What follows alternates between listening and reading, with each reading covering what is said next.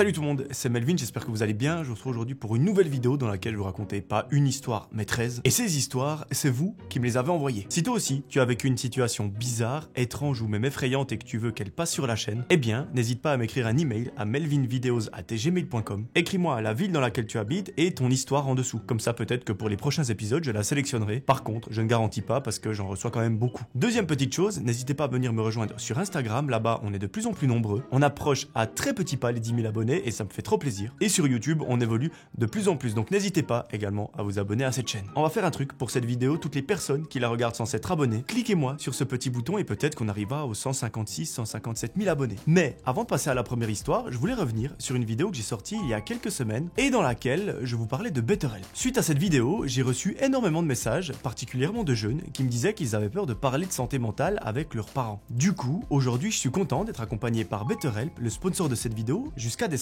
pour vous parler de leur plateforme. BetterHelp, c'est quoi? C'est une plateforme de thérapie 100% en ligne qui vous met en relation avec un thérapeute français qualifié, adapté à votre profil et vos besoins, et qui est inscrit à l'agence régionale de santé. Et ce qui est vraiment sympa avec BetterHelp, c'est que leur plateforme, elle est super simple à utiliser. Après avoir rempli un petit questionnaire pour partager vos attentes et vos besoins, BetterHelp vous trouve le thérapeute qui correspond le mieux à votre profil. Et autre élément sympa, c'est que vous pourrez discuter avec votre thérapeute, soit par visio, téléphone ou même par message écrit. Donc ça vous laisse la liberté d'utiliser le moyen avec lequel vous êtes le plus à l'aise. Et mes amis, pas de panique, vous pouvez à tout moment changer de thérapeute si le feeling ne passe pas, ou simplement si vous n'êtes pas à l'aise, et surtout, ça se fait en un seul clic. Car BetterHelp s'occupe de tout. Et franchement, je vous le rappelle, parler à un professionnel en qui on a confiance, ça change absolument tout. Par exemple, moi, en 2014, j'ai eu une mauvaise période sur quelques mois et je me souviens avoir parlé à quelqu'un de qualifié et d'externe à ma famille ou même mes amis, eh bien, ça m'a vraiment aidé. Car en fait, je savais que ce que la personne me disait, c'était pas biaisé car elle me connaissait pas. Donc parfois, j'ai même trouvé ça plus simple que d'en parler à quelqu'un de proche ou même un ami. La chose dont j'avais peur, c'est de ne pas trouver directement quelqu'un avec qui ça matcherait. Donc à ce moment-là, avoir une plateforme comme BetterHelp qui vous trouve quelqu'un adapté à votre profil et vos besoins, eh bien, je vous cache pas, mes amis, que ça aurait été assez sympa. Si jamais vous êtes intéressé à tester la plateforme, n'hésitez pas à cliquer sur mon lien qui se trouve en description. C'est betterhelp.com/melvin et vous bénéficierez de 10% sur votre premier mois. Et mes amis, je vous le rappelle, je le souligne en gras, en italique, en rouge, ce que vous voulez, mais il n'y a aucune honte à consulter quelqu'un quand ça ne va pas. Tout le monde, et je dis bien tout le monde, a des phases un peu moins joyeuses que d'autres et demander de l'aide, c'est tout à fait normal. Nous sommes avant tout des humains, pas des machines, donc je le répète, c'est normal. Encore un grand merci à BetterHelp de me soutenir jusqu'à décembre et de façon plus générale d'aider les gens. Moi je crois que je vous ai tout dit. Est-ce qu'on est prêt pour la vidéo? Éteignez la lumière de là où vous trouvez et on est parti pour la première histoire. Bonjour Melvin, voici mon histoire qui touche au paranormal. Donc, pour commencer, j'ai perdu mon grand-père en février 2009 quand j'avais 13 ans. À sa mort, ma grand-mère était complètement perdue car c'était l'amour de sa vie. Donc, pour remonter le moral, il arrivait que mes cousins et moi allions dormir chez elle. Un soir de février 2010, moi et mes deux cousins de 11 et 5 ans ainsi que mes deux cousines de 9 et 7 ans avons passé une soirée chez elle. Durant cette fameuse soirée, tout se passe bien. On regarde la télévision, on discute avec ma grand-mère, enfin bref, rien d'extraordinaire. Jusqu'au moment du coucher. Comme il n'y a que 2 lits chez elle, les filles ont dormi avec ma grand-maman dans sa chambre et nous, les garçons, étions dans la seconde chambre, qui était celle de mon grand-père. Il faut savoir que, vu que mon grand-père était en fin de vie, les deux faisaient chambre à part. Au début, rien d'alarmant, jusqu'au moment où la lumière du couloir s'allume et s'éteint sans arrêt pendant 20 à 30 secondes. Avec mon plus vieux cousin, on s'est mis à complètement bader, mais rapidement, on se dit, bon, c'est mamie ou les filles qui galèrent un petit peu avec la lumière. Sauf qu'on entend ma grand-mère nous crier dessus en disant d'arrêter de jouer avec cette fameuse lumière. Je te cache pas qu'on a pas mal flippé, mais là, ça allait encore. Environ 5 minutes plus tard, rebelote, mais cette fois-ci, on entend des pas lourds et une respiration un petit peu essoufflée. Petite parenthèse, mon grand-père était obèse et avait du mal à marcher et à respirer. Il faut savoir que le couloir faisait environ 5 mètres de long et à peine 1 mètre de large, donc en même temps que les pas, on entendait taper dans le mur comme si quelqu'un marchait en cognant une fois sur 2 dans le mur. On s'attendait vraiment à voir la porte de la chambre s'ouvrir, mais on avait l'impression que la personne marchait sans avancer, comme en faisant du surplace. De là, on s'est mis à hurler et à pleurer en appelant notre grand-mère, mais elle nous répondait « Ne vous inquiétez pas, c'est simplement les chiens ». Sauf que les 2 chiens, ils étaient allongés à côté de nous, dans notre chambre. Ça a duré environ 10 à 15 minutes, mais ça nous a paru être une éternité. Tout le long, on suppliait notre grand-mère d'appeler ma tante pour qu'elle vienne nous chercher, mais en vain.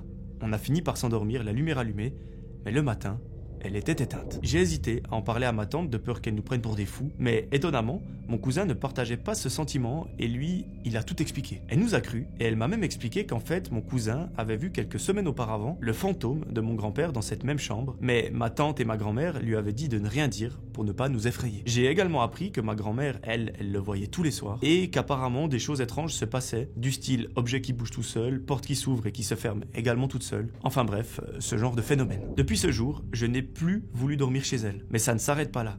On a encore connu d'autres phénomènes les semaines et années suivantes. On entendait parfois des voix ou des rires d'hommes dans la maison alors qu'il n'y avait absolument personne. Et ma grand-mère, elle a toujours refusé de faire venir un prêtre ou un passeur d'âme, car pour elle, son mari ne lui fait absolument aucun mal. Encore aujourd'hui, elle le voit et il vient lui parler ou raconter des choses qui pourraient mettre des personnes de ma famille en danger. Par exemple, une fois, en soirée avec mon frère, on sympathise avec un gars et ce mec, en fin de soirée, il vient me voir et il me propose un travail complètement illégal. Livrer des substances un petit peu particulières, pour lui, à des particuliers. Une sorte d'Uber Eats, mais pour des choses un petit peu bizarres. Évidemment, je refuse et on se met d'accord avec mon frère de ne le dire à absolument personne. Parce que, en fait, on n'avait pas envie que notre famille pense qu'on file un mauvais coton. Eh bien, le lendemain, en allant chez ma grand-mère avec mon frère, elle nous dit « Thibaut, ton grand-père est venu me voir cette nuit pour me dire de ne pas toucher à ça et que tu valais mieux que ça. » On s'est regardé avec mon frère, on a extrêmement badé parce qu'on ne l'avait dit à absolument personne et que c'était juste impossible que quelqu'un le sache. Voilà, si tu veux plus de détails ou d'autres histoires en rapport avec mon grand-père, je me tiens à ta disposition parce que dis-toi que ce n'est que 2 phénomènes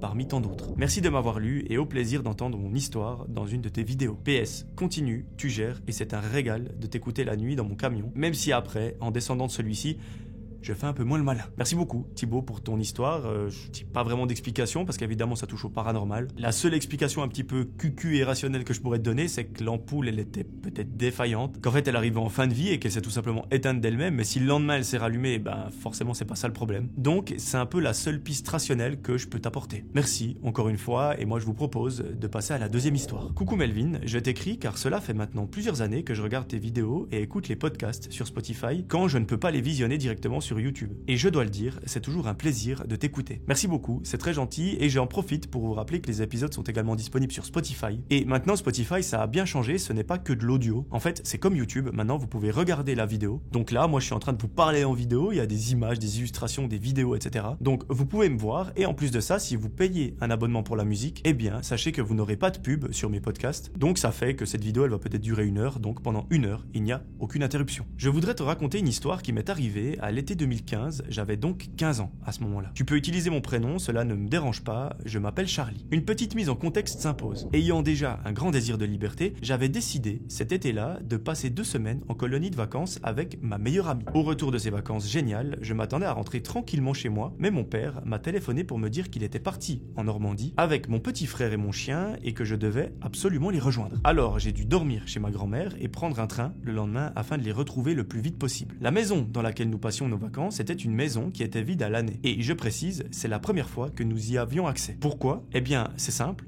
Mon oncle et ma tante s'étant séparés, mon père était resté en très bon contact avec mon oncle. Celui-ci avait accès à des maisons de fonction, entre parenthèses réservées aux familles des travailleurs d'une usine non loin, afin que les proches des ouvriers puissent s'installer près de leur lieu de travail et pour que ça leur facilite la vie. Cette maison était donc absolument vide, il y avait juste 2 plaques de camping qu'on pouvait brancher pour faire la cuisine, une table et 3 chaises, pas de canapé et surtout des lits à l'étage. L'entrée donnait sur l'escalier qui menait directement à l'étage. À droite se trouvait une grande chambre où mon père dormait dans un lit double. Mon frère et moi avons opté pour la chambre à droite qui offrait 2 lits simples. Petite précision, la salle de bain se trouvait également à cet étage. En bas, face à l'entrée, il y avait la cuisine et à gauche, une double porte en verre flou qui, elle, donnait sur un salon dont le sol était du carrelage. Seul détail notoire, il y avait des cadres à lattes, comme pour installer des lits, alignés contre le mur. Évidemment, il n'y avait pas de télévision. Tout se passe à peu près normalement les premières nuits, à part que mon chien est extrêmement stressé au moment du coucher. Il se met à couiner et cela empêche carrément mon frère de dormir. J'installe mon chien à côté de mon lit pour pouvoir le caresser facilement en espérant qu'il se calme gentiment. Mais au fur et à mesure des nuits, mon chien se réveille en pleurant. Il se met devant la porte de notre chambre, et petite précision, on dormait la porte fermée, et parfois il se met même à aboyer ou à grogner. C'est vraiment inhabituel car c'est l'une des premières fois où j'entends le son de la voix de mon chien, parce que de base, il est de nature très calme. Lorsqu'il se réveille lors de ces nuits, Je le caresse, mais il tremble. Alors je décide d'ouvrir la porte, il fait un tour dans le couloir et il revient près de moi. Il est toujours tremblant et il prend un temps fou à se rendormir. Au bout de quelques nuits, mon frère dit mal dormir à cause de mon chien et décide de quitter la chambre pour dormir dans celle de mon père. Et je dois dire, je ne peux pas lui en vouloir. La nuit suivante, rebelote. Mon chien se réveille, il pleure, il couine et il tremble. Ayant anticipé, j'avais laissé ma porte ouverte pour qu'il puisse aller vérifier le couloir par lui-même et revenir. Mais cette fois, il ne revient pas.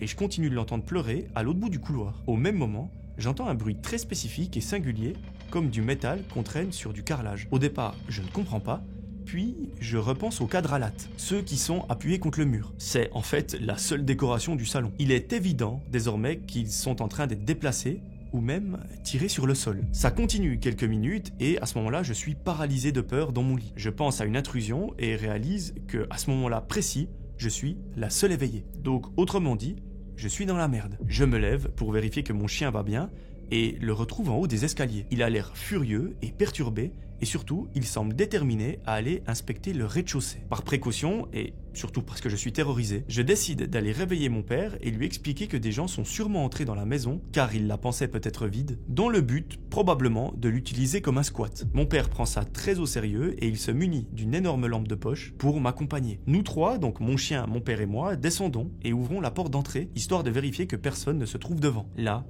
il n'y a rien. On se tourne enfin vers la double porte du salon, mais les bruits ont cessé. Moi, j'ai très peur qu'en poussant la porte, quelqu'un nous saute dessus ou carrément qu'il blesse mon chien, mais quand on l'ouvre, c'est le noir absolu et le silence total. Mon chien, qui aboyait maintenant depuis plusieurs minutes, se tait d'un coup. Les cadres à lattes sont en place et moi, je suis complètement décomposé. Nous vérifions tout de même chaque pièce et autour de la maison, mais rien non plus. On remonte à l'étage, on est tout tremblant, et même mon père l'était, donc c'est pour te dire que je n'étais pas folle. Suite à ces événements, je décide à mon tour de rejoindre la grande chambre et dors par terre. Un matin, quelques jours plus tard, je me réveille et mon père me gronde. Il m'explique que mon chien a aboyé toute la nuit et qu'il a dû fouiller à nouveau toute la maison pour qu'il se calme. Il a tenté en vain de me réveiller, alors que d'habitude, j'ai le sommeil léger. Aujourd'hui encore, je n'ai aucune explication à ce qui s'est passé. C'est la seule et unique fois que mon chien a eu ces sortes de crises, et je dois te dire que ça me perturbe toujours un petit peu car il n'est généralement pas compliqué et surtout il s'adapte à tout type d'environnement. Heureusement qu'il était là car les animaux sentent souvent ce qui nous est imperceptible. J'espère que mon histoire te plaira et je peux répondre à tes questions si besoin. Bien à toi, Charlie. Merci beaucoup, Charlie, pour ton histoire et de m'avoir fait confiance pour que je la raconte sur la chaîne. La seule théorie rationnelle que j'ai, c'est que peut-être qu'effectivement il y avait des gens à ce moment-là, donc je parle que de la première nuit, qu'ils ont essayé de déplacer les cadres à lattes pour je ne sais quelle raison, donc ça expliquerait ces bruits que tu as entendus en bas, et que peut-être qu'ils se sont rendus compte que c'était trop lourd ou ce genre de choses, et qu'ils les ont reposés contre le mur. Ils sont ensuite partis et fini. Après, ça n'explique pas pourquoi ton chien a aboyé une autre nuit, peut-être que c'était quelque chose qui n'avait rien à voir avec ça, ou alors peut-être qu'on est tout simplement dans une histoire paranormale, et ça, je ne peux pas vraiment t'apporter de réponse. Je ne sais pas si ma théorie peut faire avancer les choses, en tout cas dans les commentaires, n'hésitez pas à interagir. En attendant, je te remercie beaucoup Charlie, et je vous propose de passer à la troisième histoire. Bonjour, je m'appelle Hugo, j'ai 19 ans et au moment des faits, j'avais 17 ans. Faut savoir que j'habite dans le sud de la France. Tout commence au mois d'octobre 2023.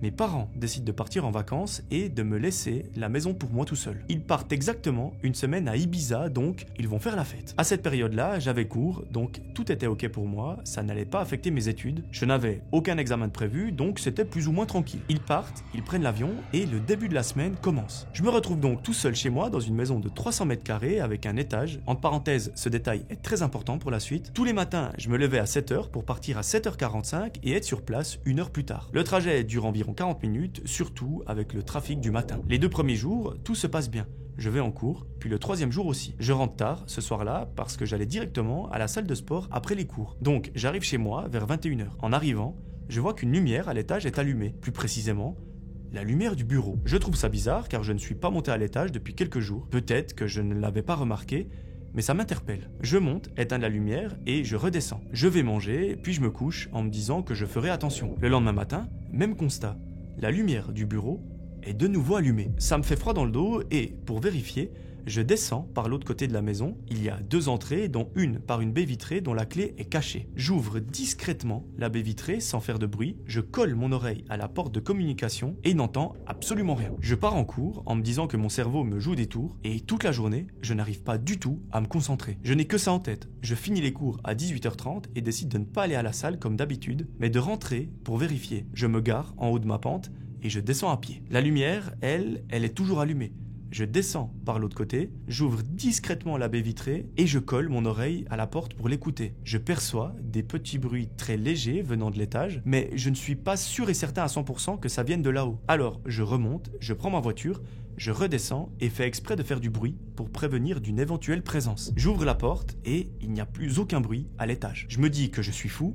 Je monte faire un tour avec quelque chose à la main. Évidemment, je ne perçois rien, mais j'oublie de vérifier une seule pièce, la salle de bain de la grande chambre à l'étage. Autrement dit, la pièce la plus en retrait. Ensuite, je redescends, je me fais à manger et je me couche. Avant de dormir, je place une casserole devant ma porte, posée de façon à tomber si quelqu'un ouvrait. Ainsi, je pourrais être alerté. Le matin, la casserole est toujours à la même place. Du coup, je me dis que je suis probablement fou et je pars en cours. Le lendemain, c'est la même routine. Cette nuit-là, je me réveille en pleine nuit vers 3h.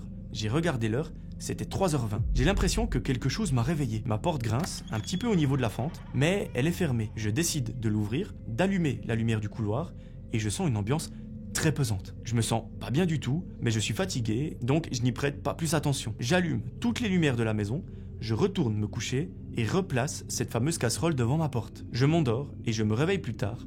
Toutes les lumières sont éteintes. En montant à l'étage, je constate qu'il y a une coupure de courant. Je ne sais pas si quelqu'un a coupé le courant manuellement ou s'il a sauté tout seul, mais en montant, je sens aussi une odeur nauséabonde très particulière. Et là, je trouve ça extrêmement étrange. Le soir où je rentre assez tard, vers 22h30, je décide juste de me laver et de me coucher sans manger. Parce qu'après tout, avec tous ces événements, je n'avais pas si faim que ça. C'est précisément cette nuit-là que tout bascule et que mes doutes se confirment. Vers 1h du matin, je me réveille après avoir entendu un bruit dans le salon. À moitié dans les vapes, j'entends un rire d'un homme qui provient du salon. Et là, crois-moi Melvin, je commence sincèrement à paniquer. À ce moment-là, je crie « Qui es-tu » ? J'entends aussi le bruit de ma vasque où tous mes couteaux sont rangés. Je cours dans la seule pièce dont la porte peut se verrouiller, donc la salle de bain, et je la verrouille. J'entends des pas de quelqu'un qui marche dans la maison et qui se rapproche très dangereusement de moi. Mon téléphone est dans ma chambre, je n'y ai pas pensé. La personne parle tout doucement derrière la porte et elle me dit « Ne bouge pas, on revient dans quelques minutes ». Habituellement, je ne me laisse pas faire, mais là, autant te dire que je n'arrivais pas à sortir un seul mot de ma bouche. La salle de bain a une petite fenêtre, ça ressemble à une simple fente. Je me dis que s'il y a plusieurs personnes, l'une peut se mettre à la porte et l'autre à la petite fenêtre, et sortir par là me prendrait un temps absolument fou. Je décide de barricader la porte avec tout ce que je trouve dans la salle de bain, de ne pas allumer la lumière et surtout d'attendre. Pendant la nuit, je n'arrive pas à dormir. Je n'ai aucune nouvelle, aucun bruit. Je vois le soleil qui se lève à travers la fente. Après environ 45 minutes, je sors tout doucement et là, je découvre l'horreur la plus totale. Une photo de ma famille encadrée a été placée à un endroit très précis, mais le cadre n'était plus à sa place habituelle et il y avait des gouttes de sang sur mon visage sur cette photo. Sur le mur, en face de moi, il y avait écrit au marqueur à un de ces jours. Là, je me précipite dans la chambre pour prendre mon téléphone, qui d'ailleurs n'était plus là. Je cours chez le voisin qui appelle la police et elle met environ 10 minutes à arriver. Une enquête est ouverte, mes parents sont arrivés le lendemain et nous n'avons pas dormi chez nous de peur, surtout que la police enquêtait pendant 2 jours. Les enquêteurs ont retrouvé des détails à l'étage, dans cette fameuse grande chambre avec la salle de bain, donc la seule pièce de la maison que je n'avais pas fouillée. Ils ont retrouvé un caleçon sale avec 4 photos, dont 2 de moi, une de ma famille et une du chien de mon enfance, au niveau de l'entrée du rez-de-chaussée. Le couteau qui avait été pris dans ma vasque, il était caché sous le dressing avec du sang séché dessus et du sang au sol. Apparemment, après analyse, il s'avère que c'était du sang d'animal. Mais un détail qui aujourd'hui me brise le cœur, c'est que nous n'avons plus jamais retrouvé notre chat, qui était assez vieux, parce qu'en fait il avait la liberté totale, il pouvait sortir de la maison quand il voulait. Et donc, on ne saura jamais si c'était lui. Le caleçon, quant à lui, semblait être là depuis quelques jours. Aucun autre indice n'a été retrouvé. Aucune trace d'ADN sur le couteau, sur l'interrupteur ou même ailleurs. Nous n'avons jamais pu retrouver ces personnes. Puis un jour, 5 mois après les faits, je marchais dans la rue, en pleine journée. Une personne capuchée passe à côté de moi et elle dit cette phrase qui me marquera à tout jamais, à un de ces jours. La personne se retourne, elle portait un masque qu'on devait porter pendant le confinement. J'ai observé ses yeux et il semblait sourire. La personne s'en est allée très rapidement. Immédiatement, j'appelle mon père pour qu'il appelle lui-même la police parce que la personne, potentiellement qu'elle voulait me faire du mal. Mon père passe le coup de fil, mais il est malheureusement trop tard.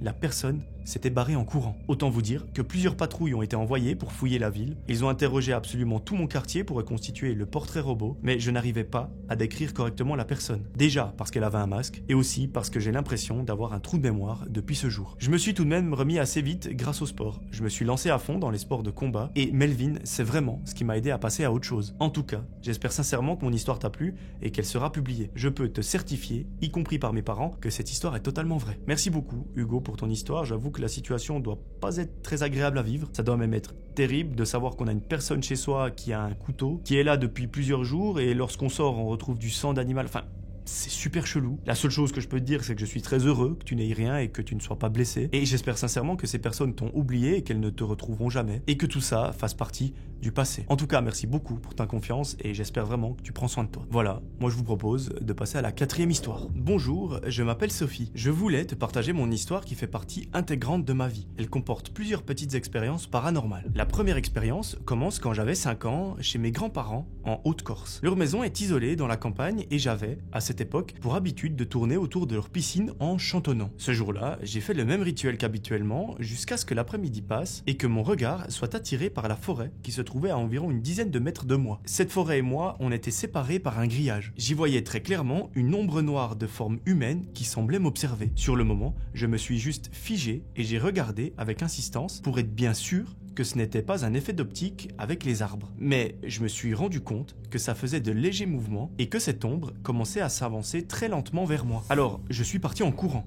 Le cœur battant la chamade, j'ai claqué la porte et regardé dehors par la porte vitrée pour être sûr de ne pas être suivi, mais non. Il n'y avait plus rien dehors. Bien sûr, je l'ai raconté à mes grands-parents, mais ils ne m'ont pas cru et ont pensé à un braconnier. Sauf que je l'avais observé suffisamment longtemps pour savoir qu'il n'y avait ni visage ni habit. C'était juste une ombre. Depuis cet événement, il m'est arrivé beaucoup de choses et surtout des faits paranormaux. La même nuit, dans la chambre où je dormais chez mes grands-parents, j'entendais le chuchotement de mon prénom. Je ressentais une présence qui m'observait, puis cela s'est répété de façon récurrente et ça arrivait aussi chez ma maman. J'ai eu par la suite plusieurs événements étranges. La porte de ma chambre s'est refermée en claquant toute seule alors que tout le monde dormait et que les fenêtres étaient toutes fermées. Pendant que je faisais mes devoirs sur mon bureau, je me suis pris une petite rondelle de porte-clés à l'arrière de la tête alors que j'étais toute seule dans la maison, comme si c'était tombé par hasard du ciel. Allongé sur mon lit un fameux soir, j'ai senti comme si quelqu'un me touchait l'épaule de manière très subtile, mais avec une pression suffisamment forte pour que je me rende compte. Une autre fois, j'étais toujours dans ce même lit, j'ai mis mes jambes sous les couvertures et j'ai senti un poids chaud se soulever du lit, comme si j'avais dérangé quelqu'un qui y était assis. Le plus étrange, c'était un soir où j'étais dans mon lit, mais cette fois-ci chez mon père. J'étais adolescente, je regardais par la fenêtre au-dessus de mon lit pour voir les étoiles et c'est là que j'ai entendu des gens parler autour d'une table. On semblait entendre des couverts bouger et des rires et ils parlaient une langue que je n'avais jamais entendue auparavant. Le son était très étrange, je les entendais comme de près et de loin à la fois. C'est assez dur à décrire. Tout ceci s'est déroulé durant des années, jusqu'à maintenant. J'ai fini par m'intéresser au paranormal, du coup j'ai lu beaucoup de livres à ce sujet pour me documenter et surtout comprendre ce qui m'arrivait. J'ai également commencé à tirer les cartes, à utiliser un pendule, à beaucoup méditer, puis je suis devenue maman et je me suis mariée. Parfois, quand on entre dans ma voiture, ma fille aînée me parle de sa vie antérieure. Elle me dit: la dernière fois, quand j'étais petite, je suis morte. La plus petite, elle a vu son grand-père qui était décédé en lui faisant de grands coucous de la main. Et Melvin, il m'arrive encore quelques événements. Je fais beaucoup de rêves prémonitoires où je rêve de personnes qui vont décéder, comme si quelqu'un ou plutôt quelque chose cherchait à me prévenir. Ou alors, parfois ça se représente sous forme de flash prémonitoire. J'entends des sons à la fois au loin et de près, comme une sirène de pompiers. J'ai consulté différents magnétiseurs qui me disaient tous, plus ou moins, que j'étais très sensible et que j'avais une multitude de dons. Peut-être que je vais passer pour une folle, peut-être que mon témoignage parlera à d'autres personnes, en tout cas, je sais tout ce que j'ai vécu. En espérant que l'histoire de ma vie vous ait plu, merci pour la lecture, qu'elle soit sélectionnée ou non. Bien à toi, Sophie. Merci beaucoup, Sophie, pour ton histoire, enfin plutôt tes histoires. Il y a un truc, quand je la lisais, qui m'a fait penser un petit peu à moi. Ça n'a rien à voir, hein. Je vous assure que c'est pas du paranormal, c'est juste moi qui suis fou, je pense. Mais je sais plus si je l'ai déjà raconté sur la chaîne, mais en gros, moi j'ai vécu une mini-anecdote, et c'est, je dirais, la chose la plus bizarre que j'ai vécue. De nouveau, c'est rien, je pense que c'est vraiment une coïncidence. Mais en fait, alors, je sais plus exactement quand c'était sauf erreur il y a 3, 4, 5 ans. Je me souviens, c'était en été, j'étais dans ma chambre, chez ma mère, et en fait, cette chambre, elle est sous le toit. Autant vous dire que selon mes grands calculs savants, il faisait environ 80 à 100 degrés. En plein été, c'était juste un cauchemar, vraiment, j'ai dû acheter une clim pour pouvoir dormir parce que c'était invivable. Et bref, tout ça pour vous dire qu'un jour, j'étais en train de faire une sorte de sieste dans mon lit. Je suis arrivé, je me suis couché à plat ventre, petit détail très important, et je me suis assez vite endormi. À ce moment-là, il était à peu près 17h et surtout, autre détail important, j'étais tout seul dans la maison. Je m'endors, il se passe une petite heure et tout à coup, alors je vais essayer de vous l'expliquer de la façon la plus compréhensible possible. Je sais pas si je vais y arriver, mais on y va. En gros, j'étais en train de dormir, donc j'étais vraiment pas inconscient, mais j'étais complètement endormi. Et dans mon rêve, j'avais le point de vue d'une personne qui s'approchait de ma maison en temps réel. Donc cette personne, elle marchait sur le trottoir, elle est venue à la porte, elle a ouvert la porte de la maison et elle a monté les escaliers jusqu'à arriver dans ma chambre. Et lorsque cette personne, cette ombre, cette merde, enfin je sais pas, ce truc, lorsqu'il est arrivé dans ma chambre, en fait, je me suis vu en train de dormir comme un gros sac. J'étais à plat ventre, étalé, et cette personne, c'est très bizarre hein, ce que je suis en train de vous raconter, il faut vraiment essayer de se faire le point de vue, mais cette personne, elle s'avance vers moi, qui suis en train de dormir, et elle m'appuie en bas du dos. Au moment où cette personne, ce truc, enfin peu importe, m'a appuyé en bas du dos, je me suis réveillé en sursaut, donc dans la vraie vie, parce que j'avais senti une énorme pression en bas de mon dos. Je me suis réveillé, j'étais dans les vapes, évidemment il n'y avait personne, mais j'étais conscient du rêve que je venais faire. En fait, c'était comme si j'étais totalement conscient de ce qui se passait dans la vraie vie alors que j'étais en train de dormir. Je sais pas si vous arrivez à capter, mais c'est selon moi la chose la plus bizarre que j'ai vécue. Après, je pense vraiment que c'est mon cerveau qui a fait une sorte de... qui a assimilé deux choses. Un petit peu comme quand, dans votre rêve, vous vous pétez la gueule en roller et que vous faites un sursaut dans la vraie vie. Ça, c'est arrivé à absolument tout le monde, j'en suis presque sûr et certain. Et deuxième petite anecdote, je suis désolé, on sort un petit peu du cadre de la vidéo, mais je me dis ça peut être drôle. Ça, c'était vraiment quand j'étais beaucoup plus petit. C'était vers 2009-2010, mais je m'en souviens. En fait, on dormait avec mon frère et ma sœur dans la même chambre, où j'étais que avec mon frère ou que avec ma sœur, enfin, on était plusieurs dans la chambre. Et un jour, j'étais en train de dormir, et dans mon rêve, je me dis...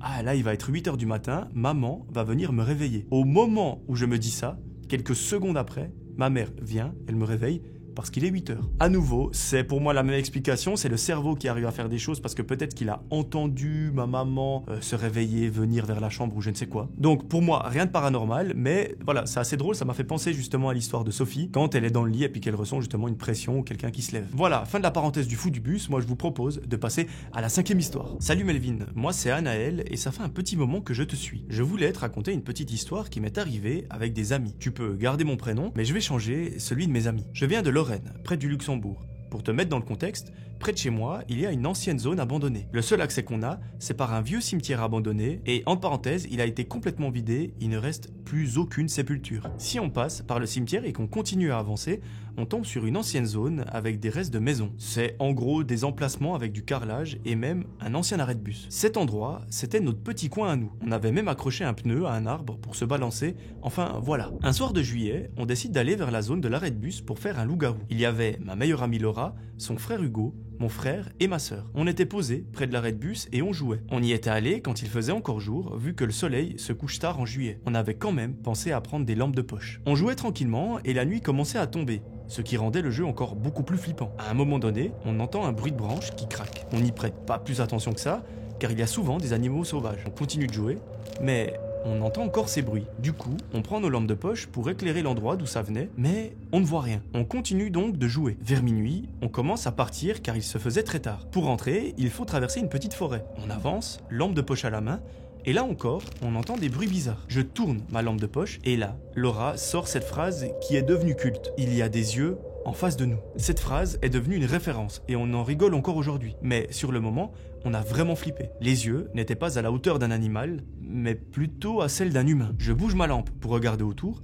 il n'y a rien du tout. Je reviens sur l'endroit, et les yeux avaient disparu. Le problème, c'est que ces yeux étaient pile sur le chemin du retour. On était obligé de passer par là, donc on avance, et là, le frère de Laura marche sur quelque chose d'extrêmement bizarre. Une vieille poupée en porcelaine, toute délabrée, du genre qui fait vraiment peur. On n'y fait pas plus attention, mais quelques secondes après, on entend un bruit de verre cassé. Là, on se dit que les choses commencent vraiment à devenir étranges. Parce que du verre en pleine forêt, on va se le dire, ce n'est pas très normal. On fait donc la chose à ne surtout pas faire, on va vers le bruit. Et là, on tombe sur un miroir enveloppé à la va-vite dans un drap. Et du coup, on fait demi-tour pour rentrer. Mais là, on entend un hurlement. On ne savait pas trop si c'était une femme ou un animal. Évidemment, on ne cherche pas à comprendre. On se met tout de suite à courir à toute vitesse pour rentrer chez nous. Le lendemain, on décide d'y retourner, mais en pleine journée cette fois-ci. Quand on arrive, on voit les pompiers, parce qu'en fait, il y avait une dame qui les avait appelés après avoir entendu ces fameux cris, et sur place, ils ont retrouvé une biche qui avait été tuée, sûrement, pendant cette nuit. Voilà, c'était ma petite histoire, et n'hésite pas à me faire un retour, j'aimerais bien avoir ton avis dessus. J'adore tes vidéos, franchement, continue. Merci beaucoup, Anaël, pour ton histoire, j'ai plusieurs explications qui me viendraient comme ça à l'esprit. La première est très bête, mais pour moi, les yeux que vous avez vus dans la forêt, ça peut être des lucioles. Je sais qu'il y en a beaucoup en été, c'est de ces petits insectes qui s'allument dans la nuit. Peut-être qu'il y en avait deux parallèles et que vous avez pensé que c'était des yeux. Ou peut-être que c'était quelque chose de réfléchissant dans le sens où quand vous avez pointé le faisceau de votre lampe dessus, ça s'est réfléchi. Donc c'est devenu brillant, c'est un peu la seule explication que j'ai pour les yeux. Concernant la biche, je ne sais pas, peut-être que quelqu'un faisait de la chasse, ou alors que peut-être pire, c'est un mec très dangereux qui rôde. Après, est-ce qu'on est bel et bien sûr que cette biche a été tuée et qu'elle n'est pas morte de façon naturelle? J'imagine que oui, mais je pose quand même la question. En tout cas, vous avez bien fait de partir en courant et de ne pas jouer les enquêteurs parce que là, ça peut être un petit peu dangereux. Donc, morale de cette petite histoire, faites attention quand vous allez vous balader en forêt en pleine nuit ou quoi. Restez toujours vigilant parce que je préfère que vous rentriez sain et sauf à la maison que ce soit votre dernier soir. Voilà, merci beaucoup Anaël pour ton histoire et moi je vous propose de passer à la 6e. Salut Melvin, je suis nouveau sur ta chaîne et je t'écoute constamment dans les transports. Je t'envoie mon histoire en espérant passer dans une de tes vidéos. Je m'appelle Noah, tu peux utiliser mon nom et voici mon histoire. Merci Noah, c'est très gentil. Il faut savoir que je crois au paranormal même si je cherche en priorité des théories rationnelles. Mais dans mon histoire, c'est un petit peu plus compliqué que ça. Les premiers événements ont commencé quand j'étais en 6e. J'habitais dans un petit lotissement composé d'une quinzaine de maisons. Il faut savoir que quasiment toutes les maisons sont accolées et que c'est un lotissement principalement habité par des familles. Nous étions dans la maison numéro 4. Notre maison était accolée à la 3e et entre nous et la 5, il y avait juste la largeur du petit jardin que chaque maison possédait. Maintenant que tu as le cadre, je vais pouvoir passer aux événements paranormaux. Comme je l'ai dit plus tôt, j'étais en 6e à cette période et j'adorais jouer avec des voitures télécommandées. Il arrivait très souvent que mes voitures télécommandées se déplacent toutes seules quand on était à table, mais comme on était en maison accolée, on a d'abord pensé à des interférences avec les télécommandes des voitures du voisin, parce que effectivement, il en avait aussi, et tout ça, ça a duré plusieurs mois. Avant les événements qui se sont produits à l'étage, on possédait 2 étages. Le premier avec la chambre de ma mère et son conjoint et celle de mon frère. Et au deuxième, il y avait ma chambre avec un cagibi. Je n'ai plus subi d'événements jusqu'en 4e, mais je te rassure, c'est revenu très fort. Un mercredi après-midi où je n'avais pas cours, je suis rentré à midi. Ma mère travaillait et j'étais chez ma grand-mère. Donc, pour résumer, j'étais tout seul. J'ai d'abord mangé et pendant que j'étais en train de prendre mon repas, je regardais la vaisselle à faire. C'était principalement des verres. Soudain, un par un, les verres ont commencé à exploser sur place sans laisser de poudre ni de morceaux visibles de verre. Quelques mois plus tard, genre 1 ou 2, j'ai commencé à ne plus dormir correctement et à faire des terreurs nocturnes et des paralysies du sommeil. Une nuit, qui d'ailleurs se passait presque bien, j'ai rêvé que je tombais dans un trou sans fin, ce qui m'a réveillé naturellement. Ce qu'il faut savoir, c'est que la seule séparation dans ma chambre était un rideau noir. Quand je regarde, je vois 2 billes brillantes à côté d'un morceau de rideau décalé. Melvin, je te jure que je suis sûr que c'était des yeux. Pris de panique et par réflexe, je descends dans la salle de bain pour me passer de l'eau froide sur le visage. J'arrive dans la salle, j'allume la lumière, je me passe l'eau sur le visage et subitement, les lumières commencent à vaciller avant de s'éteindre. Quand elles se rallument, une femme pendue en robe de mariée apparaît, la porte se claque et se verrouille. Les lumières s'éteignent et se rallument, le corps a disparu, mais la porte reste bloquée. Ça dure plusieurs minutes avant qu'elle s'ouvre. Après ça, je me suis dépêché de me recoucher et je n'ai plus jamais fermé l'œil de la nuit. À la suite de ces événements, je n'ai plus rien eu jusqu'en 2023. Mon frère a reçu un jeu électronique d'avion de chasse, mais sans pile, donc il n'était pas fonctionnel. Et là, subitement, en plein milieu de la nuit, le jeu s'active pendant une vingtaine de minutes, puis s'arrête subitement. Depuis ça, je n'ai plus rien eu du tout. Voilà, c'était mon histoire. Je sais que c'est un petit peu long, mais ça me ferait grand plaisir d'être dans une de tes vidéos, et ce serait un honneur. Merci beaucoup, Noah, pour ton histoire.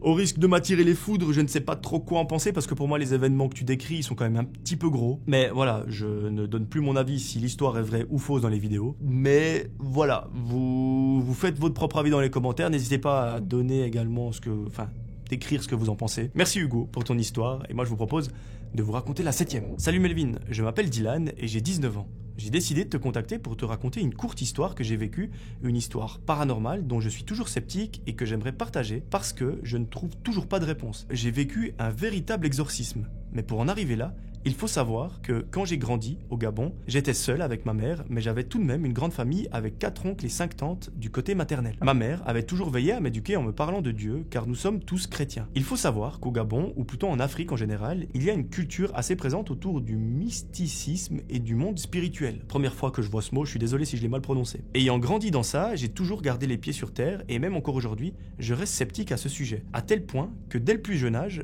je me suis toujours questionné. Un jour, je me suis souvenu que j'avais vécu quelque chose qui pouvait s'apparenter à un exorcisme, bien que cela ne soit pas présenté totalement comme dans les films. Le jour où cet entre guillemets exorcisme s'est produit, j'avais 7 ans et j'étais allé passer quelques temps chez mes oncles, mes tantes et mon papy. J'avais pour habitude d'aller jouer dehors avec les filles de la voisine. On longeait la plupart du temps la rivière autour de l'habitation de mes parents. Et ce jour-là, on s'est vite arrêté car on a entendu quelque chose qui ressemblait à des pleurs. Tous les enfants avec qui j'étais, et y compris moi, nous nous sommes rapprochés lentement des pleurs pour ne pas nous faire remarquer, et il s'est avéré que ça provenait de la maison de mon oncle le plus âgé. En nous rapprochant, on a entendu ma tante crier « Aujourd'hui, on va chasser ces esprits ». Et puis, nous avons pu identifier de qui provenaient les pleurs. C'était ma cousine qui avait 2 ans de plus que moi. Dès cet instant, on a couru pour comprendre ce qui se passait, car nous ne comprenions pas du tout pourquoi ils la traitaient comme ça, pourquoi ils avaient l'air de la retenir de force. Et à un moment, ma cousine a été ramenée dans la pièce à vivre, complètement déboussolée, et nous étions là, à la porte, en train d'épier, sans pour autant nous faire chasser. Au même instant, 3 femmes avancent derrière nous. Celle qui était devant semblait être la chef, par son allure et sa démarche. Elle entre dans la pièce, elle s'assied et commence à sortir de l'eau bénite de son sac. Ma cousine, complètement déboussolée, continuait de pleurer, puis la dame lui ordonne de s'allonger, dos contre le sol. Dès cet instant, elle a commencé à prier, mais ce n'étaient pas les prières que j'avais l'habitude d'entendre. Par le ton employé, c'était comme une attaque, comme si on sommait quelqu'un de partir de chez soi avec fermeté. Ma cousine a commencé à pleurer de plus en plus fort en criant « Maman !» et nous, on était totalement paralysés face à cette situation. On ne savait pas comment réagir. Personnellement, j'avais l'impression que c'était de la maltraitance, mais au fur et à mesure que la dame continuait, ma cousine devenait vraiment bizarre.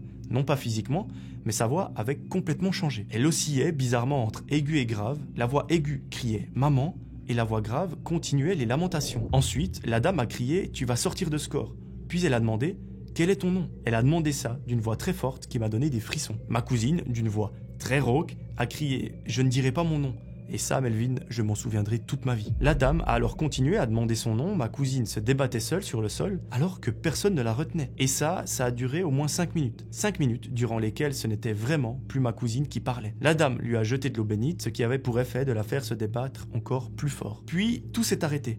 Ma tante en avait trop vu, elle avait trop peur pour son enfant, et elle s'est mise à pleurer en demandant à la femme d'arrêter, puis elle a pris sa fille dans ses bras. À ce moment-là, la voix de ma cousine est redevenue normale. Elle était toujours en larmes, mais elle est redevenue elle-même. J'ai toujours été sceptique par rapport à ça, à tel point que j'en suis arrivé à la conclusion que si c'est vraiment arrivé, soit elle jouait toute très bien la comédie, soit c'était un rêve. J'en ai parlé récemment à ma mère en faisant passer ça pour un rêve, et en lui disant que ça donnait l'impression d'avoir été très réel, mais elle m'a dit que je n'avais pas rêvé, et tout ça s'est bien produit. Même après qu'elle me l'ait dit, j'ai toujours des doutes vis-à-vis de cette histoire, mais pour moi, ça veut dire qu'elles ont toutes très bien joué le cinéma. Et donc, je ne sais pas trop quoi en penser. J'espère que je n'ai pas fait trop de fautes d'orthographe, je te souhaite une bonne continuation.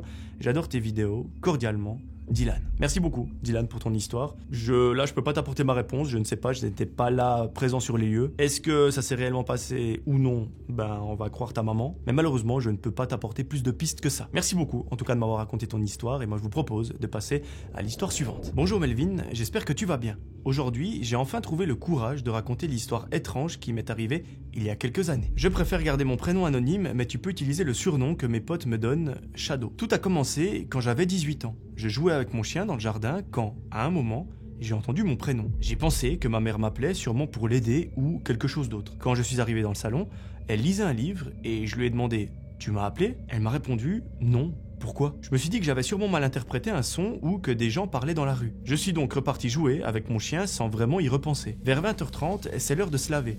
Pendant ma douche, j'ai senti comme une présence derrière le rideau. J'ai regardé et, à travers la buée, j'ai cru voir une ombre. Mon sang s'est alors glacé et j'ai immédiatement appelé ma mère, persuadé que quelqu'un était rentré dans la maison. Elle est arrivée presque aussitôt, mais elle m'a dit qu'il n'y avait personne et que de toute façon, toutes les portes étaient fermées à clé, donc que ce n'était tout simplement pas possible. Pourtant, j'étais sûr et certain de ce que j'avais vu. Depuis, j'ai commencé à mal dormir. Parfois, j'entendais des pas qui s'éloignaient quand je m'approchais de la porte. D'autres fois, je retrouvais des objets déplacés, posés proprement ailleurs, comme si quelqu'un essayaient de déranger ma vie. Pendant quelques jours, j'entendais des bruits dans ma maison, des craquements, des petits coups au plafond, rien d'incroyable car la maison était ancienne. Mais un soir où j'étais seul, tout a dégénéré. En fouillant pièce par pièce, j'ai trouvé dans le cellier une couverture pliée, comme rangée là exprès, sur la table, un bol qui n'était pas à moi, sur le mur du couloir, près de l'interrupteur, une trace de doigt et des marques noires, comme de la suie. J'ai pris une photo, j'ai tout inspecté, mais aucune fenêtre n'était ouverte et il n'y avait aucune trace d'effraction. Après ça, j'ai commencé à laisser la lumière du couloir allumée la nuit et à poser des petits « pièges ». Une clé sur la table, un coussin sur une chaise, chaque matin il y avait un petit changement, jamais de vol, jamais de dégâts, juste des signes que quelqu'un était passé. Une nuit, encore seul, je l'ai vu. J'ai entendu des pas, légers, juste devant ma porte. Je l'ai ouverte d'un coup, une silhouette était dans le couloir, mince, floue, collée au mur. Elle s'est figée, comme surprise, puis a disparu sans bruit. J'ai tenté de la suivre, lampe du téléphone à la main, rien, juste des traces humides au sol qui menaient vers la cave et qui s'arrêtaient net. Paniqué, j'ai appelé ma mère. Quand elle est rentrée, elle a vu les traces et elle a tout de suite appelé la police. 3 agents sont descendus à la cave et moins d'1 minute après, on a entendu « Couché au sol, ne bouge pas ». On nous a fait sortir, ma mère et moi, complètement terrorisés. 5 minutes plus tard, les policiers sont remontés avec un homme menotté, la quarantaine et très sale sur lui. Quelques jours plus tard, nous avons appris qu'il s'agissait d'un squatteur déjà connu des services de police qui était recherché pour un cambriolage dans un village à une vingtaine de kilomètres d'une autre. Aujourd'hui, j'ai 24 ans et cette histoire m'a laissé des séquelles. Du stress, des angoisses. J'essaye de vivre normalement, mais je vérifie encore chaque recoin de la maison plusieurs fois par jour. J'espère que mon histoire passera dans une de tes vidéos. Prends soin de toi et je te souhaite tout le bonheur du monde. Merci beaucoup à toi pour ton histoire. Heureusement que la police a pu mettre la main sur cette personne. Est-ce qu'elle était mal intentionnée ou pas? Ben, je ne sais pas. Est-ce que c'était bien cette personne qui était derrière le rideau de douche? Je ne sais pas non plus. Mais quand j'ai lu cette histoire, j'ai trouvé ça drôle parce qu'en fait... Alors, normalement, vous allez voir cette vidéo un jeudi, sauf erreur, le jeudi, laissez-moi regarder, 25 septembre. Le lundi 22 septembre, donc lundi passé. Donc quand vous regardez cette vidéo lundi, je vous ai raconté une histoire qui est très similaire à la tienne. Donc cette petite coïncidence m'a fait rire. En tout cas, je suis content que cette personne ne vous ait pas fait de mal, qu'elle dégage très vite de chez vous parce que ce n'est pas chez elle. Et j'espère que depuis vous êtes tranquille et que ce n'est plus jamais arrivé. Merci encore pour ton histoire et je vous propose de vous raconter la 9e. Bonjour ou bonsoir Melvin. Je suis tes vidéos depuis quelques mois maintenant et j'adore ce que tu fais. Surtout, continue. Merci beaucoup, c'est très gentil. Alors, je m'appelle Candice, j'ai 30 ans et je suis devenue maman il y a peu. Je pense que c'est pour cette raison que cette histoire, que j'avais enfouie depuis des années par culpabilité, est remontée à la surface il y a quelques jours. À l'époque, j'avais une petite dizaine d'années. J'habitais dans la Marne, à 1 heure à peine de Reims, dans une petite ville. Tous les mercredis et samedis, je rejoignais un copain d'école pour aller jouer à une aire de jeu qu'on appelait la pyramide. En réalité, c'était juste un gros bloc de béton à escalader qui se trouvait à 5-6 minutes à pied au maximum. C'était il y a 20 ans, donc forcément, aucun enfant de 10 ans n'avait de téléphone portable. On se donnait simplement une heure et un lieu de rendez-vous pour se retrouver. Effectivement, ça c'est une période qui me manque un petit peu. Ce samedi après-midi-là, je partais donc rejoindre mon ami à la fameuse pyramide. Pour y accéder, il fallait passer par une route principale entourée de petits lotissements en cul-de-sac avec, à chaque fois, une allée et 4-5 maisons disposées en arc de cercle. Autant dire qu'on pouvait vite se perdre quand on quittait la route. Je marchais tranquillement, super contente de pouvoir aller jouer, quand tout à coup, j'ai ressenti la chair de poule. Comme s'il y avait une présence. J'ai jeté un coup d'œil derrière moi et c'est là que je l'ai vu. Une voiture noire, vitre teintée, qui roulait très lentement et quasiment à la même allure que moi. Mon pouls s'est accéléré d'un coup, la panique est montée très vite, j'ai accéléré le pas et la voiture a fait de même, jusqu'à presque arriver à ma hauteur. Mon cœur battait si fort que j'ai cru qu'il allait exploser. J'ai alors couru de toutes mes forces en direction d'un des lotissements, la voiture toujours derrière moi, j'ai frappé à la première porte d'une maison où il y avait une voiture garée devant, histoire d'être sûr que quelqu'un était là. Au bout de quelques secondes, une petite mamie a ouvert. Elle a dû très vite voir la détresse et la peur dans mon regard, car je n'ai rien eu besoin de dire. Elle m'a immédiatement fait rentrer chez elle. Avant qu'elle ne referme la porte, j'ai regardé derrière moi. La voiture faisait demi-tour. J'ai expliqué ce qui s'était passé et la dame m'a dit que j'avais bien fait de venir toquer chez elle. Quand la panique est retombée, je suis rentré chez moi en courant, en faisant quelques pauses pour me cacher et reprendre mon souffle. Je n'en ai jamais parlé à personne de peur que mes frères se moquent de moi ou que l'on dise que j'étais paranoïaque. Quelques semaines plus tard, ma maman, qui travaillait à la piscine municipale, avait entendu d'autres mamans discuter entre elles. Elles parlaient d'une petite fille qui s'était fait enlever et la description de la voiture correspondait. Une voiture noire avec des vitres teintées. Le soir, en rentrant, elle m'avait prévenu d'être extrêmement prudente. Je n'ai rien dit à ce moment-là, mais au fond de moi, je me suis senti vraiment coupable. Je me suis dit que si j'avais raconté ce qui m'était arrivé ce jour-là, peut-être que j'aurais pu sauver une vie. Mais comme je ne l'ai pas fait, j'ai fini par enfouir ce souvenir très profondément. Aujourd'hui, avec le recul, je sais qu'il faut toujours écouter son instinct et qu'en cas de danger, se réfugier chez quelqu'un ou dans un lieu public si c'est possible. Voilà, c'est tout pour moi. Désolé pour la longueur, mais il fallait que j'en parle. Merci beaucoup, Candice, pour ton histoire.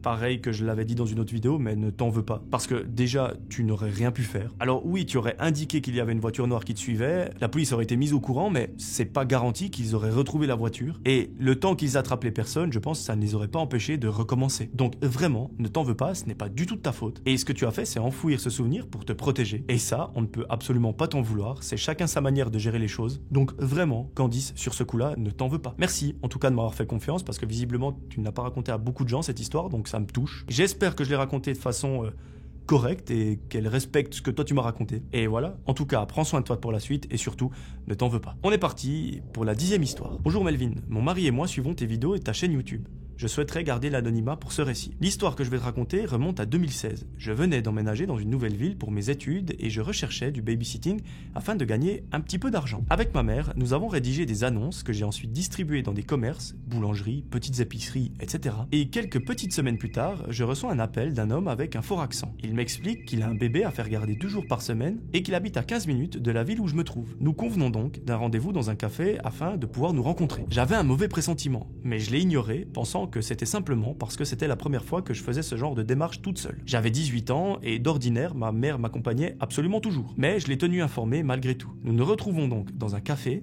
L'homme me montre des photos de son bébé et de sa femme, me pose des questions sur mon expérience, et etc. Je lui explique que j'avais gardé un enfant de 9 ans pendant 4 ans et que j'avais déjà surveillé une dizaine d'enfants lors d'un baptême. Il me met en situation avec des questions sur la gestion d'un bébé, l'entretien semble tout à fait normal et il me dit qu'il me recontactera. Il ajoute qu'il viendra me chercher pour m'emmener chez lui, puis me ramènera après le babysitting. Je garde tout de même ma mère au courant. Quelques jours plus tard, il fixe une date et une heure. Je ne lui donne jamais mon adresse exacte, mais je reste prudente. Le soir venu, il vient me chercher.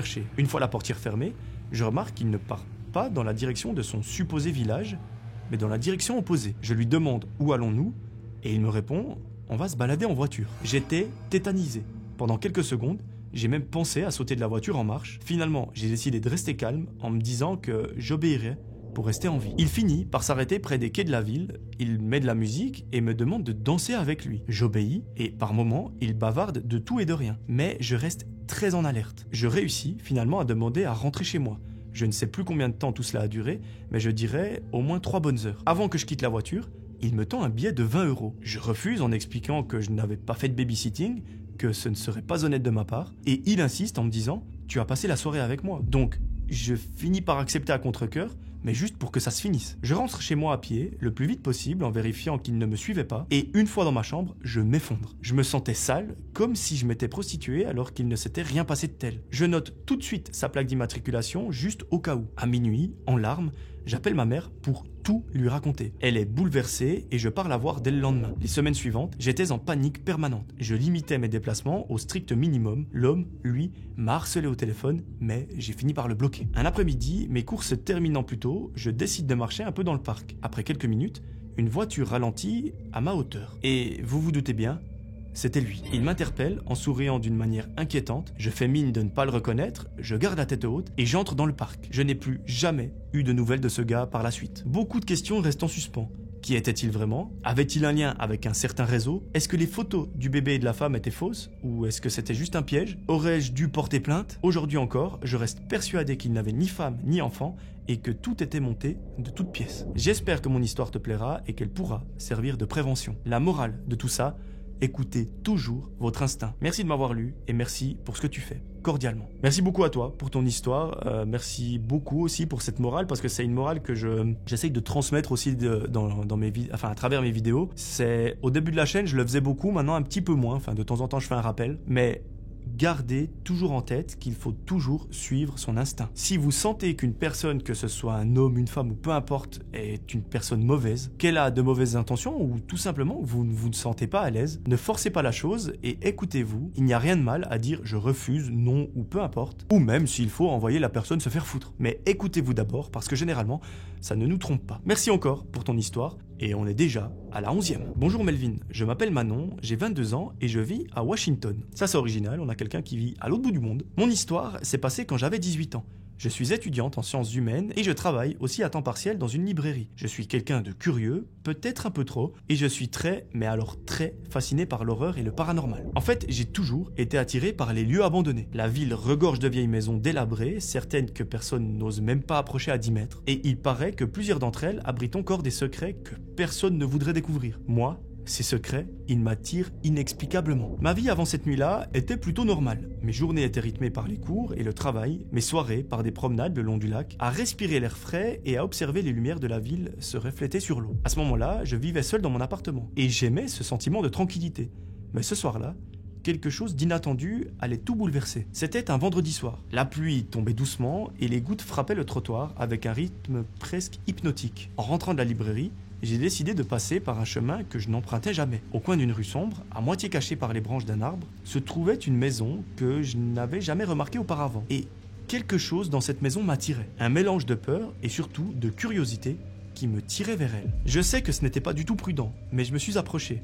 La porte principale était entrouverte, grinçante, comme si elle m'invitait à y entrer. Je me suis arrêté un instant, respirant profondément, sentant l'odeur de la pluie mêlée à celle de la terre mouillée et de la moisissure. Puis, d'un geste, j'ai poussé la porte. L'intérieur était glacé, il faisait bien plus froid qu'à l'extérieur. Les murs étaient tapissés de papier peint, déchirés et tachés, et de la poussière flottait partout dans l'air. En montant l'escalier, j'ai entendu quelque chose. Un souffle léger, presque inaudible, mais qui a suffi pour me glacer le sang. J'ai continué, les mains tremblantes, et je suis arrivé devant une porte entrouverte. À l'intérieur, assise sur le col couvert de poussière, il y avait une petite fille. Ses cheveux étaient emmêlés, son visage sale et ses yeux rouges de larmes. Elle me regardait avec une peur indescriptible. À un moment, elle a commencé à murmurer « Aidez-moi ». Elle avait la voix si faible que j'ai dû me pencher pour l'entendre. Avant que je n'ai pu dire quoi que ce soit, la porte derrière moi a claqué très violemment. J'étais prise au piège. Le cœur battant à tout rompre, j'ai ressenti un mélange d'angoisse et d'adrénaline. À ce moment-là, j'ai compris que cette maison n'était pas simplement abandonnée, elle était vivante, comme si elle voulait me retenir à l'intérieur. Puis je l'ai vue. Une silhouette massive, noire, comme la nuit, se mouvant silencieusement dans l'ombre. Je ne pouvais distinguer ni son visage, ni de détails, juste une présence qui faisait vibrer chaque fibre de mon corps. La petite fille s'est mise à éclater en sanglots. Je sentais ses tremblements traverser ma main lorsque j'ai pris la sienne pour la rassurer. « Ne t'inquiète pas, je suis là. » Je lui ai murmuré ça en essayant de contrôler ma propre panique. La silhouette s'est avancée lentement et tout ce que j'entendais, c'était le bruit de mes battements de cœur et les sanglots de la petite fille. Puis, quelque chose de presque magique s'est produit. Un rayon de lune a traversé la fenêtre brisée et elle a illuminé un vieux miroir au coin de la pièce. Dans le reflet, la silhouette s'est complètement figée, comme paralysée par cette lumière. Je n'avais jamais cru aux superstitions, mais à cet instant, j'ai su que la lumière pouvait la protéger. J'ai pris une grande inspiration, j'ai serré la main de la fillette et nous avons couru. Les murs semblaient vouloir nous retenir, mais à chaque pas, j'avais l'impression que ma peur diminuait. Quand nous avons enfin franchi la porte d'entrée et senti le vent humide de l'automne sur nos visages, j'ai eu l'impression de renaître. Nous nous sommes assis sur le porche, tremblantes mais vivantes. Les pleurs avaient cessé, remplacés par le bruit apaisant de la pluie et le chant lointain des hiboux. La petite fille m'a souri timidement et, pour la première fois depuis des heures, j'ai senti une chaleur réconfortante qui m'envahissait. Cette nuit-là, j'ai compris quelque chose d'essentiel.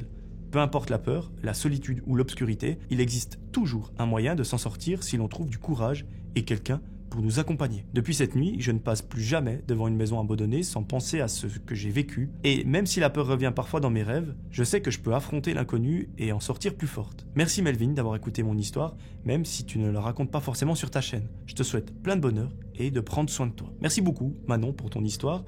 Je t'avoue que je suis pas sûr et certain d'avoir compris. En fait, est-ce que cette histoire c'est du paranormal ou est-ce qu'elle s'est réellement déroulée? Dans le sens, est-ce qu'il y avait bel et bien une fille dans cette pièce ou est-ce que c'était un rêve? Enfin, je suis pas sûr et certain d'avoir trop compris. En fait, la façon dont les phrases sont tournées, pour moi, ça laisse penser à du paranormal, mais peut-être que je me trompe. Donc si jamais tu passes par là, Manon, n'hésite pas à m'écrire un petit commentaire qui pourra peut-être m'apporter une réponse. Merci beaucoup, en tout cas pour ton histoire, et fais attention aux États-Unis, on a l'habitude maintenant sur la chaîne, les pires histoires d'horreur, elles se passent là-bas. Salut Melvin, j'espère que tu vas bien. Je te souhaite un excellent futur pour ta chaîne. Merci beaucoup, c'est très gentil. Tu trouveras ci-dessous une histoire que j'ai vécue lorsque j'avais 9 ans, ou peut-être 10. Je m'appelle Lucie. C'était un mercredi après-midi ou un week-end, je ne sais plus vraiment. Il faisait gris ce jour-là, je partais chez ma copine que je vais appeler Renée, qui vivait à 5 minutes à pied de chez moi. Nos parents se connaissaient et c'était l'époque où on commençait à sortir un petit peu, mais jamais très loin. Renée et moi, on jouait dans son sous-sol aménagé quand elle a proposé d'aller au parc, celui qu'on pouvait voir depuis chez moi. Je lui ai dit que je ne le sentais pas, que je voulais qu'on n'y aille pas longtemps parce que j'avais comme une sorte de mauvais pressentiment. Tout ce qui suit s'est déroulé en une dizaine de minutes. On arrive au parc, après 2-3 minutes de marche. Là, il y a quelqu'un d'assis sur le banc. Je ne sais plus s'il était déjà là ou s'il est arrivé après nous, mais ce dont je me souviens clairement,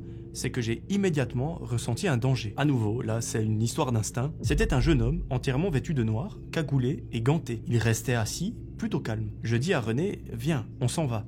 Je le sens vraiment pas. Mais elle, innocente, ne voyait pas le problème. Je ne voulais pas partir sans elle, alors je suis resté. Mais je tenais ce mec du coin de l'œil, la boule au ventre. Puis, premier détail glaçant, le jeune homme se déplace vers un grand arbre à l'autre extrémité du parc, porte la main à son oreille et dit distinctement « Elles sont là ». Presque au même moment, une grosse voiture aux vitres teintées s'arrête sur la route qui longe le parc. Elle reste à peine une minute avant de repartir. À ce moment-là, René et moi, on est en train de courir. Et c'est là que le jeune homme choisit pour foncer tout droit sur nous, en courant également. Paniqué, je hurle « Cours plus vite » à René. On part chacune dans une direction différente du parc, mais malheureusement, il décide de poursuivre René. Je cours à en mourir. Mon corps tremble sous l'adrénaline. Je me refuge dans le petit hall d'entrée de la maison, derrière la baie vitrée, en me demandant, avec la main tremblante, qu'est-ce que je fais si c'est lui qui arrive avant elle? Le parc faisait peut-être 50 mètres de long, même en partant de l'autre extrémité, il pouvait facilement me retrouver. Heureusement, au bout d'une trentaine de secondes, c'est René qui apparaît. On se précipite toutes les deux dans le sous-sol et elle s'excuse immédiatement. Son frère, alerté, part faire le tour du quartier avec leur chien, mais il ne trouve rien. Une patrouille de police sera envoyée, mais là encore, il ne retrouve rien. Nous sommes allés porter plainte et nos témoignages concordaient parfaitement. Nous n'avons jamais su si c'était une mauvaise blague des jeunes du quartier ou une réelle tentative d'enlèvement. Mais une chose est sûre, c'était terrifiant. À la suite de tout ça, tous les élèves de l'école venaient nous poser des questions.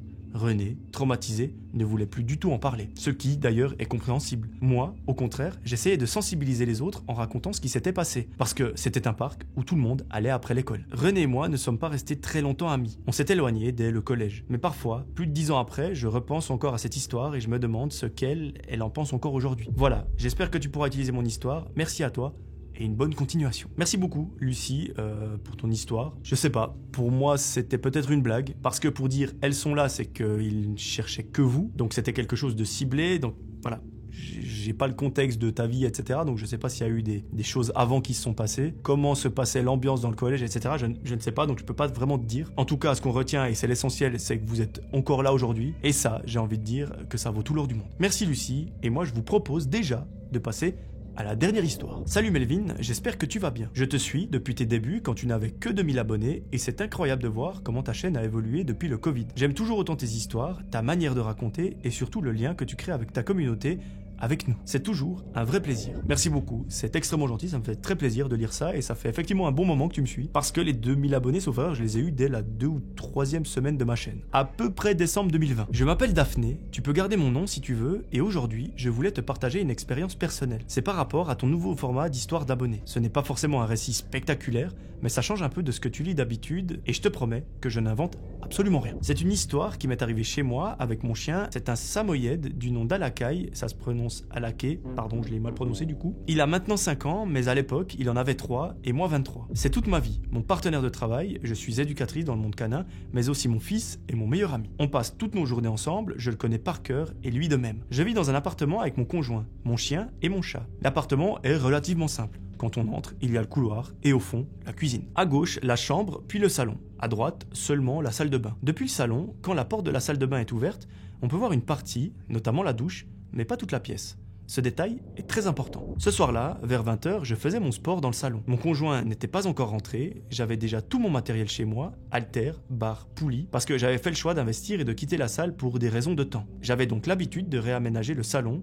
Je poussais le canapé contre le mur du fond, la table basse près de la fenêtre, la télé en face du canapé et pour éviter que mon chien ne vienne me déranger pendant mes exercices, je mettais le pouf du canapé au seuil du salon comme une barrière. Alaké connaissait parfaitement cette règle. Il n'a jamais essayé de la transgresser, sauf ce soir-là. Je commence mes exercices, télé allumée pour garder le rythme et tout se passe bien. Puis au bout de quelques minutes, je remarque qu'Alaké commence à agir bizarrement dans le couloir. Surtout près de la salle de bain. D'ordinaire, il est très calme et peu bruyant. C'est un chien vraiment chill, il est d'ailleurs thérapeute pour chiens peureux et agressifs, et il fait aussi des interventions en EHPAD ou en centre pour personnes handicapées. Rien ne l'effraie vraiment, à part de temps en temps un skateboard qui passe dans la rue, mais là, il s'agite, il couine, il fixe l'intérieur de la salle de bain, il fait des allers-retours, il s'assied, il se couche, et il se relève. On dirait vraiment qu'il est perturbé, mais sur le moment, je n'y prête pas vraiment attention. C'est avec le recul que j'ai compris. Moi, pendant ce temps, je me concentre sur ma séance. Je me dis qu'il a probablement dû voir un insecte Je continue donc jusqu'à ce qu'il se mette à couiner plus fort. Et là, improbable. Il tente de franchir le pouf que j'avais mis en guise de barrière. Il essaye carrément de l'enjamber pour me rejoindre et aboie. Je l'arrête, je le gronde un petit peu, je remets le pouf, mais je vois vraiment dans ses yeux qu'il n'est pas serein du tout. Je reprends mon exercice, dos au canapé, assis sur le sol, et de là où je suis, je ne vois que la porte de la salle de bain et un petit bout de la douche. J'en conclus que c'est sûrement mon chat qui doit être à la fenêtre et qu'Alaké ne le distingue pas bien. Mais à peine je reprends que tout recommence. Alaké panique, saute sur le pouf, le dégage complètement et entre dans le salon. Je me redresse, prêt à hausser le ton, mais je le vois complètement effrayé, la langue sortie, l'air paniqué. Il regarde derrière lui et vraiment, Melvin, il semble extrêmement effrayé. Là, je commence à prendre la situation un petit peu plus au sérieux. Je sors donc du salon, je m'attends à voir Sushi, mon chat, à la fenêtre, je regarde dans la salle de bain et il n'y a rien.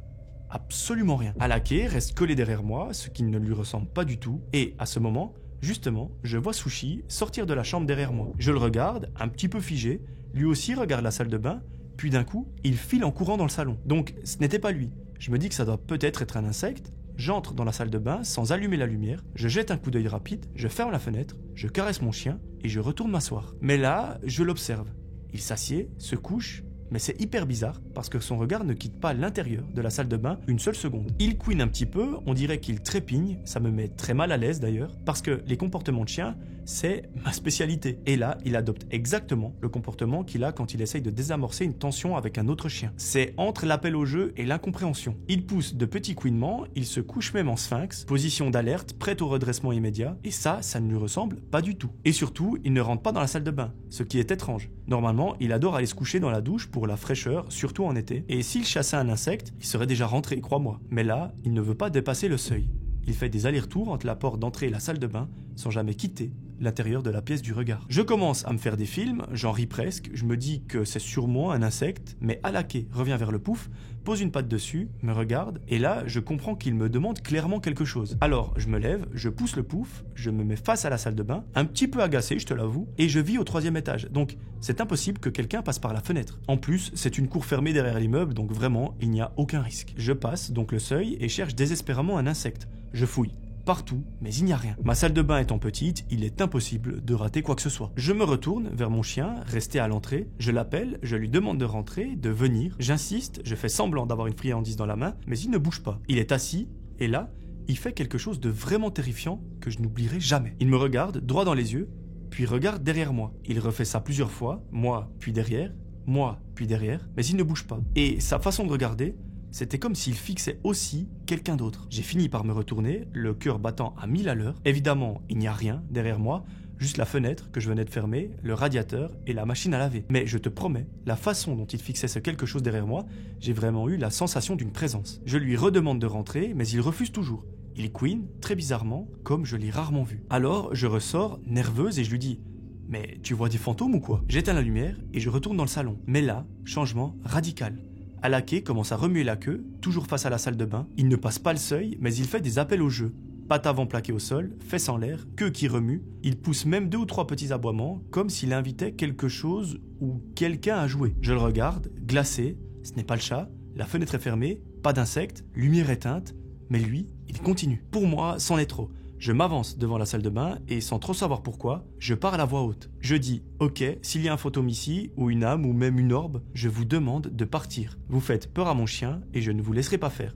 Vous n'êtes pas le bienvenu ici. » Je répète une dernière fois « S'il vous plaît, partez. Vous n'êtes pas le bienvenu et vous faites peur à mon chien. » J'éteins la lumière, je retourne m'entraîner et là, quelques secondes plus tard, Alaké s'installe par terre, au seuil de la salle de bain. Il y regarde un moment, puis il finit par y entrer. Il ressort quelques minutes après et il s'endort devant, comme à son habitude. Et à partir de ce moment-là, plus rien ne s'est jamais passé. À la fin de ma séance, je suis quand même retourné dans la salle de bain, la fenêtre était fermée, rien d'anormal, aucun bruit. J'ai appelé Alaké et cette fois-ci, il est entré sans problème. Vraiment, je n'ai aucune explication. Moi, je n'ai rien senti, aucune présence, mais je suis sûr qu'Alaké a vu quelque chose. Peut-être que ce n'était pas malveillant, puisque c'est parti après ma demande. Je ne sais pas si c'était une âme, un fantôme ou juste une hallucination de mon chien. Mais je suis persuadé que les animaux ont un 6e sens. Et en connaissant mon chien par cœur, ce soir-là, je suis certaine qu'il y avait bel et bien quelque chose. Au-delà de son comportement, ce qui m'a le plus troublé, c'est surtout que tout ça s'est arrêté net quand j'ai demandé à cette chose de partir. Voilà, j'espère que cette histoire aura été intéressante, elle n'est pas très longue et peut-être qu'elle ne mérite pas une vidéo, mais je n'ai absolument rien inventé ni rien transformé. J'espère au moins qu'elle n'aura pas été trop désagréable à lire, j'ai raconté l'histoire à mon conjoint et lui ça l'a fait rire, mais ma mère, ma sœur et une amie, elles n'ont pas rigolé du tout. Merci encore pour tout ce que tu fais sur ta chaîne, pour tes histoires. Moi j'adore et j'espère sincèrement que ta chaîne continuera à grandir parce que tu le mérites. Bonne journée et voici une photo d'Alaké. À bientôt. Daphné. Merci beaucoup pour ton histoire, elle me fait penser à quelque chose que j'ai vécu hier avec mon chat Foudub. Alors moi il y a peut-être une explication. En fait ma mère et ma sœur habitent ensemble et elles ont un chat, Pookie, pour ceux qui suivent la chaîne depuis un moment, c'est le premier chat que j'ai eu. Suite à mon emménagement dans mon propre appart, j'ai laissé Pookie chez ma mère parce que ça me faisait trop mal au cœur de les séparer, c'est vraiment un enfant et sa maman. Et surtout qu'il a l'habitude d'avoir une grande maison avec un jardin, enfin bref. Hier, ma mère et ma sœur sont venues manger chez moi. Si vous suivez la chaîne, vous avez vu que j'ai deux chats, Foudub et Nala, que j'ai depuis il y a à peu près un an. Et hier, en gros, on caressait Foudub sur le lit. Ça faisait 1 heure que ma mère et ma sœur étaient chez moi. On caressait Foudub sur le ventre, il était sur le dos, et moi je portais Nala justement dans mes bras, un peu comme un bébé. Tout à coup, Foudub il a démerdé en courant à une vitesse que je n'avais jamais vue. Il est allé se cacher sous le lit comme s'il avait vu quelque chose. Évidemment, Nala elle a pris peur, elle est partie, elle m'a griffé un petit peu ici et sur le bras, mais sans le faire exprès bien évidemment. Ensuite, on n'a pas compris ce qui s'était passé, on est retourné dans le salon et on observait dans la chambre. On a vu Foudub qui est sorti de sous le lit, il a regardé avec les pattes comme ça sur le lit et là, il est reparti en courant se cacher dessous. C'est comme s'il avait vu quelque chose de bizarre ou d'étrange ou peu importe. Ensuite, il est ressorti de sous le lit, il a à nouveau regardé dessus, toujours en étant très méfiant, et pendant 2 heures, suite à ça, il avait beaucoup de mal à sortir de la chambre, et quand il le faisait, il était vraiment très paniqué, il avait vraiment pas l'air serein. C'est vraiment comme s'il avait vu un fantôme ou quelque chose de bizarre, et nous, l'explication qu'on a, s'il y a des vétérinaires ou des gens qui connaissent un petit peu le comportement des chats un petit peu mieux que moi, eh ben dites-moi si on a raison ou pas, mais en fait, ma mère et ma sœur, vu qu'elles ont un chat à la maison, on s'est dit que pendant qu'elles étaient en train de le caresser, Foudub, il a senti l'odeur du chat de chez ma mère sur son bras et qu'il a pensé qu'il y avait un autre chat dans la maison, donc un chat totalement inconnu. Ça pourrait expliquer pourquoi il n'était pas serein après, qu'il avait vraiment l'air méfiant. En tout cas, c'est la seule théorie qu'on a et je préfère croire à ça plutôt qu'à un fantôme. Voilà, on arrive à la fin de cette vidéo, j'espère qu'elle vous aura plu. Merci à toutes les personnes qui ont participé et qui m'ont envoyé leur histoire. Je vous rappelle, si vous avez une histoire, envoyez-la moi à melvinvideos@gmail.com, précisez-moi la ville dans laquelle vous vous trouvez. Moi, je vous promets de vous retrouver très vite pour une nouvelle vidéo. D'ici là, venez me rejoindre sur Instagram, abonnez-vous à cette chaîne. Je vous fais de gros bisous, je vous retrouve très vite. C'était Melvin, ciao tout le monde.